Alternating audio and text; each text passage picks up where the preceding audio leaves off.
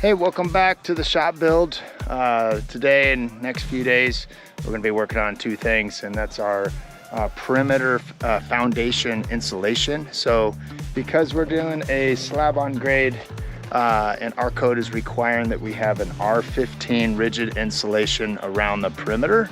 There's a few different methods of doing it around the perimeter, inside, things like that. But before I can backfill any higher, out here I need to do 2 feet of foundation insulation, and it's only because I got this livable space, which is my guest house.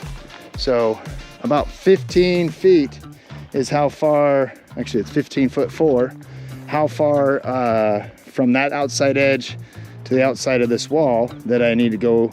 Well, that's the width of my guest house, 15'4". I got to go additional 2 feet beyond that. So I got to make sure I go at least that far on this side, that side, and the other side. And then later on, when I dig out my footing for this inside wall, I got to do some work for a rigid insulation there as well. So also, which my foam is on that other side of that skid steer, I need to put some sort of protection. That's what this is going to be, over the face.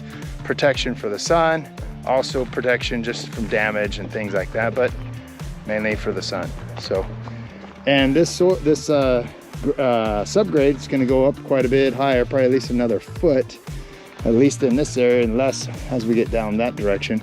But I need that in place so that I can backfill up against it. So yeah, so that's what this video is about, is the and as well as the fine grading of my subgrade out there. So I've had 7 dump truck loads so far on this face to backfill on the inside, this here, and that's what I got left. And guess what? I'm gonna probably need at least 2 more, because I got some backfilling on the other side to do. So let's go ahead and get started. All right, George and I, we're gonna be putting on the foundation insulation. It's got to be R15. So we got R10 and we got R5 in the back, making R15. So I'm also gonna, since in order to get R15, that's what we need for our code here. We got to have 3 inches of foam. We got 1 inch and 2 inch, makes 3. Also, I'm gonna stagger the seams. It just helps with a little bit of that thermal break. And our area for the design, one design is that you're allowed to 45. So this is finished floor, 45 down. And then also I got the protection right here.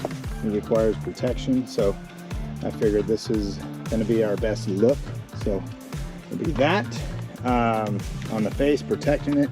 Later on, after I do framing, then I'll have some flashing going over, capping it over. So I was wanting that 45 so water drains and that sort of thing, and whatnot. So we're gonna, oh, and it's also 2 feet tall. We gotta have it 2 feet tall. So before I can backfill any further, we gotta get this on. So, and it's gonna go all the way around the guest house here. And then eventually what it calls for is, because this is gonna be the guest house here, 15'4", and then it's going to step down the thickness of our shop, which is 5 inches. So there'll be some foam there. And then underneath the 5 inches, we'll have at least 2 feet of foam laying flat. That way it's completely encased by this foam around the perimeter.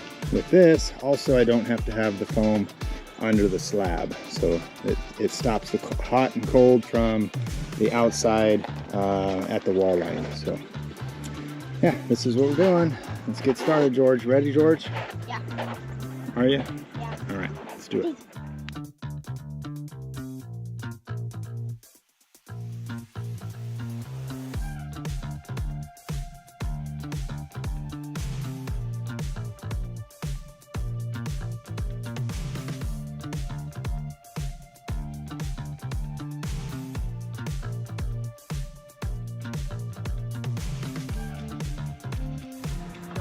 All right, so we got some of the foam on, and make sure you're lapping it like this. The foam's got to trim a little bit, but that's okay. And now we're ready for the protection. Since it's thin metal, I'm just gonna try drilling right through it. And make sure you're overlapping up to here.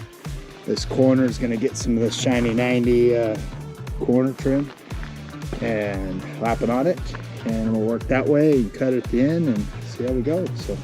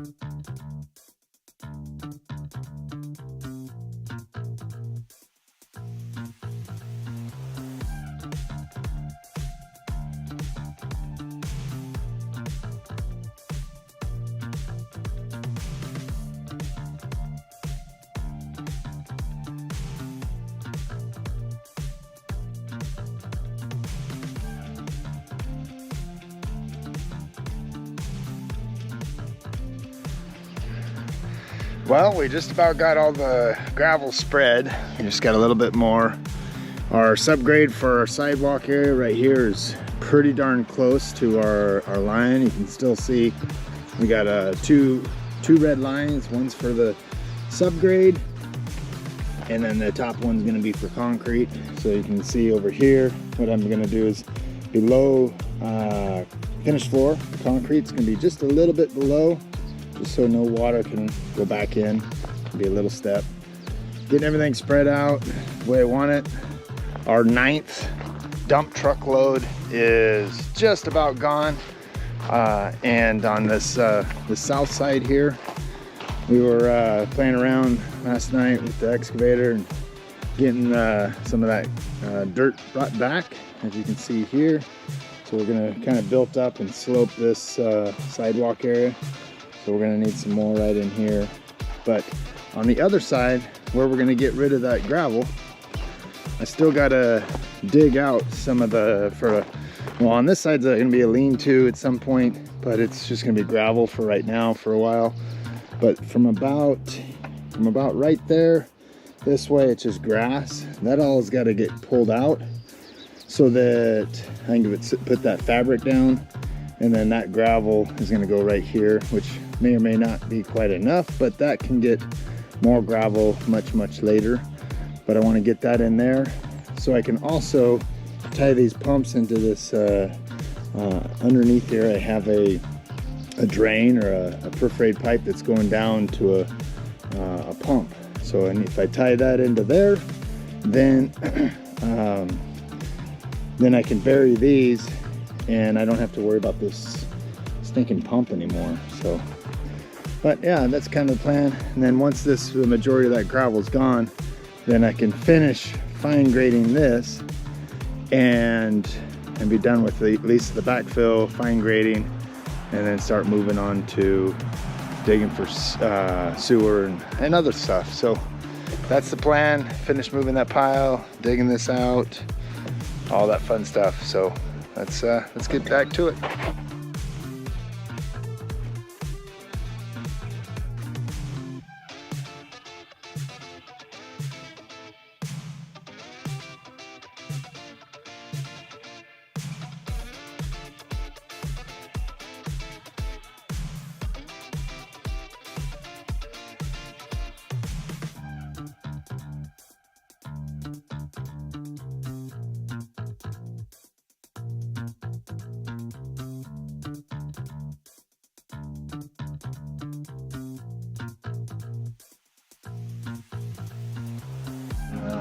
Well, I'm just about ready to tie these two pipes into my little French drain.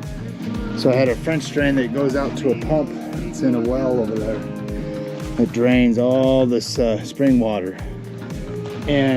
But anyhow, it's going to tie into that, go into that, and then it can get pumped out, use it for you know, whatever I want, water and plants. So back to the land. So tie it back in, and how I tie it in, because this is just it's not, well, there is a pipe down in there, but it's also encased in fabric with gravel. I'm just going to butt it right into it, and the ends of the pipe, I'm going to tie a knot in the fabric, just lay it in there so it can just drain to it, and then keep going that way. So that's the plan for how I'm tying these together, and then encase it in gravel, and then gravel gets throughout all this fabric right here. So kind of ran out of fabric, but I'm not going to go buy another roll. So this area here is just going to be gravel on top of the dirt and everything else. So it's just going to have to be how it is.